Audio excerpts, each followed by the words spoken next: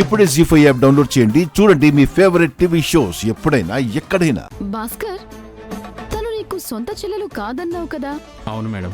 తను నీకు ఎలా పరిచయం? చింతపల్లి బస్ యాక్సిడెంట్ వల్ల మేడం.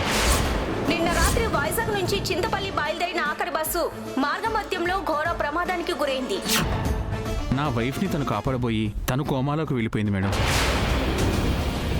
తను ఎలా ఉంటుంది? ఎలా ఉంటుంది అంటే తర్వాత హాస్పిటల్లో మీరే చేర్పించారు కదా. ఏమండి, ఆవిడ బాబుని తీసుకుని ఎక్కడికో వెళ్ళిపోయింది మేడం. అంటే భాస్కర్ వాళ్ళ ఇంట్లో ఉన్నది కొంపతీసి లక్ష్మినా? ఈ పాప అచ్చం మా కోడల్లాగే ఉంది భాస్కర్. అన్నీ మ్యాచ్ అవుతున్నాయి. ఆమె స్పృహలో లేకపోవడం వల్ల ఆమెకు మొదట పాప పుట్టిందన్న సంగతి కూడా తెలియదు.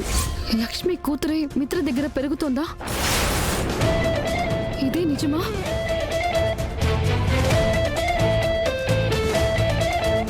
జీ5 యాప్ డౌన్లోడ్ చేసి అన్ని ఎపిసోడ్స్ పూర్తి ఉచితంగా చూడండి.